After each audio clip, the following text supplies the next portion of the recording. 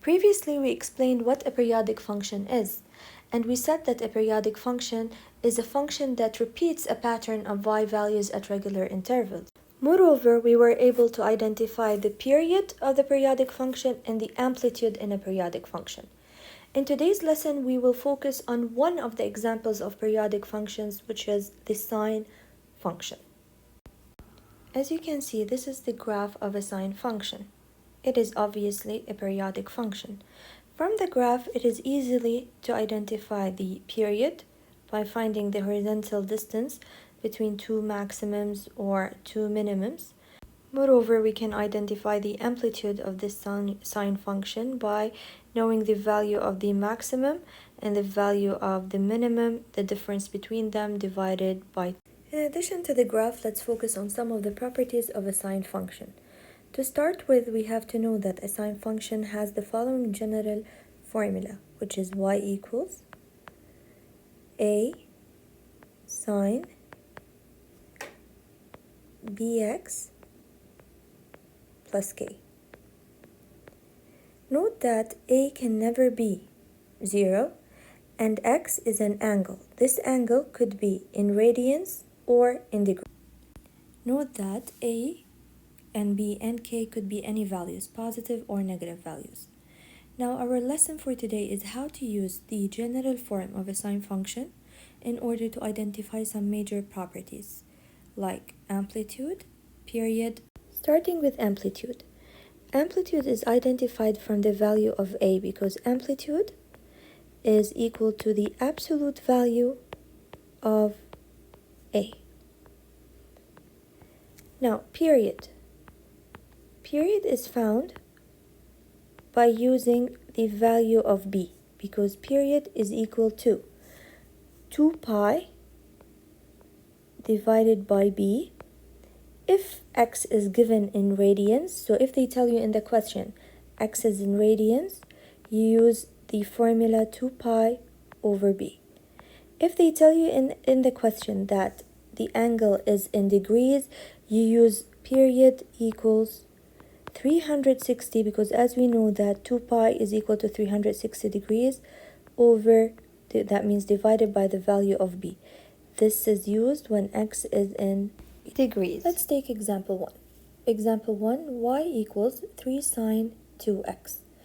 Given to us in the question that x is in degrees.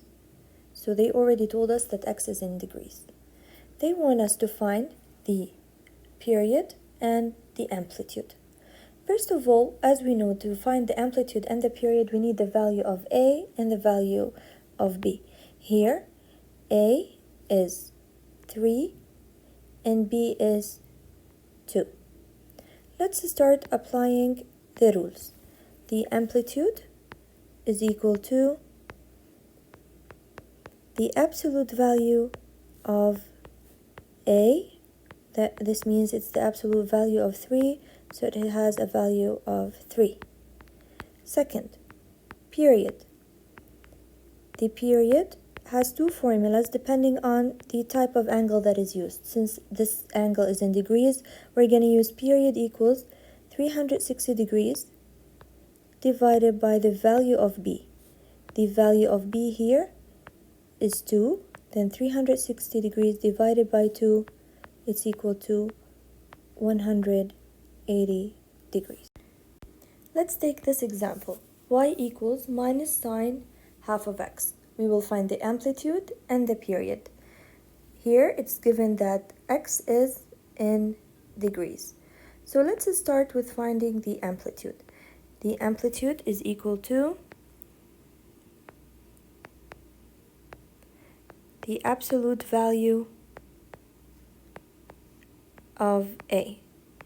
Remember, not because I don't have a value next to the sign, this means it's 0. A can never be 0. A here is negative 1. So the amplitude is the absolute value of negative 1, which is 1. Moving to finding the period is equal to angle again in degrees, 360 degrees divided by 0.5 because b here is 0.5 or 1 over 2. You can also write it as 360 divided by half. The answer is 720 degrees. Example 3. Y equals negative 5 sine x over 2. In this example, x is given in radians. Let's start finding our amplitude. So amplitude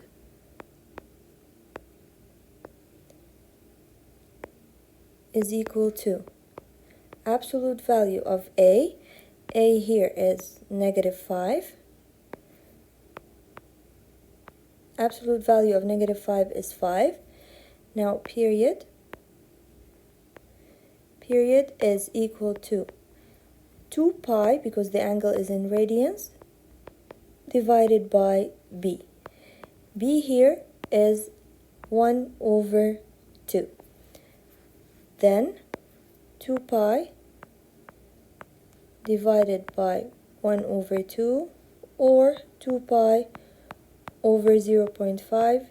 The answer is 4 pi, and we keep it in terms of pi. Example 4. Y equals 0.5 sine x plus 12. It's given that x is in radians. Let's find the amplitude. Note that A is 0.5 and B is 1. So even if 1 is not written, but this means that B is 1. Let's start with the amplitude. Amplitude is equal to